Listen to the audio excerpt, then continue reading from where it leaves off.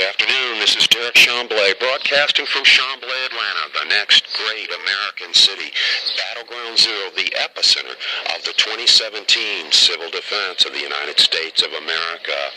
And it's winding up on 2 o'clock in the afternoon, July 10th.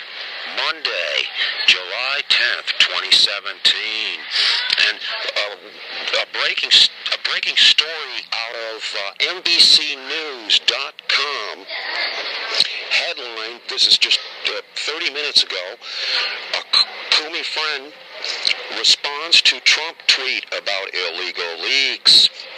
And we'll take it from the top. It's written by Ken Delanian, and it's Dateline Washington. President Donald Trump went after former FBI Director James Comey on Twitter Monday, and this tweet, to break away from the article, the tweet was timed at 6:42 this morning, Monday morning, July 10th, 2017. So continuing with the article, accusing former FBI Director James Comey on Twitter Monday, accusing him of breaking the law by leaking classified information to the news media. But that isn't true. According to Comey's friend, Columbia University law professor Daniel Richman, who received some of the memos and shared some elements with reporters.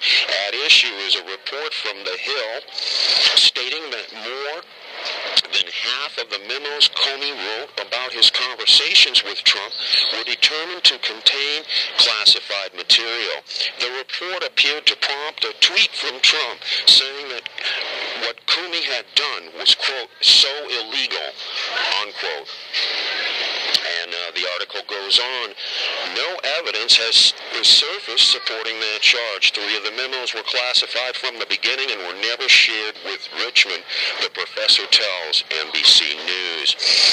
The article goes on and is basically saying that some of the memos were retroactively classified, very similar to the H. Clinton email situation where many emails were retroactively classified, and it mentions that all these things are in the hands of special counsel Robert Mueller. But we've said it before that Robert Mueller is going to examine the actions in 2016 and 2017 of former director James Comey, and Robert Mueller is going to exonerate or justify, absolve former director James Comey on the basis of national security, that the things that he found out as far as the origin of the leaks, the hacking, the dirty tricks, really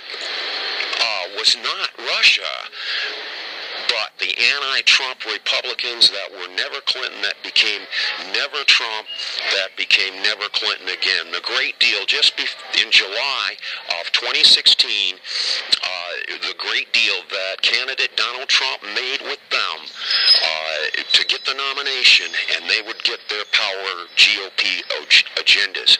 And at any rate, the particular origin was misdirected through middle people hackers and on the way to V. Putin of Russia.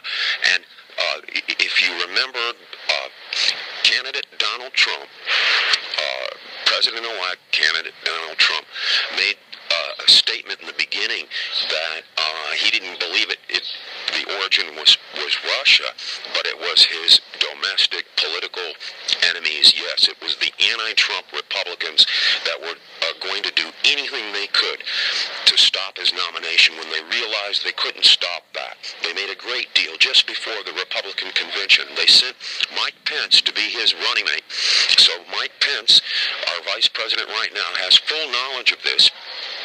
And we expect that the Pence Voter Fraud Commission will attempt to control any information that comes out about this massive federal election fraud committed on the part of the anti-Trump Republicans that were never Clinton, that became never Trump, that became never Clinton again, and led by Jeb Bush, who had a series of secret meetings on and March 9th, this is the month after he had dropped out of the presidential race, he had out of Miami on March 9th, he had a meeting with Ted Cruz. He had a meeting with John Kasich, all separately. He had a meeting with Marco Rubio. All these separate meetings directing what would become the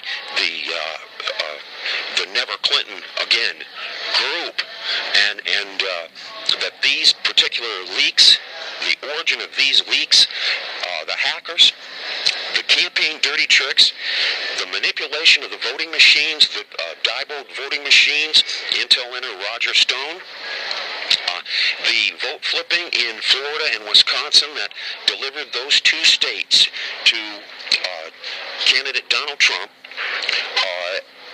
but really H. Clinton won Florida and Wisconsin and would have won the Electoral College by a very slim margin. However, this group, represented by Jeb Bush, Marco Rubio, Ted Cruz, Scott Walker, governor of Wisconsin, Speaker of the House from Wisconsin, Paul Ryan, along with Mike Pence and the governor of Florida, who was always in the Trump corner, Rick Scott. And they found a way through the cyber world, the Bush Spy network, through portals they gained access during the time that George W. Bush was president and Jeb Bush was the governor of Florida. They gained access in the portals in the cyber world to not only hack the election bureaus and change voter data information, as well as to flip votes in the for instance, the Diebold voting machines. And they also found a way to divert the origin of their dirty tricks and their hacking to third in-between people and leave the fingerprint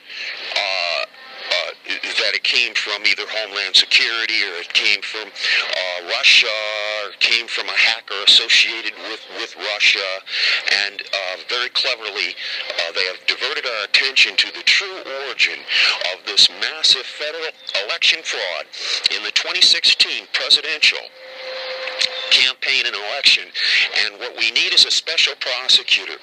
Robert Mueller is a special counsel. We fully expect him to exonerate President Trump of collusion with Russia. This is Derek Chamblay. Beautiful day in Chamblay, Atlanta. It's Monday, winding up on 2 o'clock in the afternoon, July 10th, 2017. Thank you very much.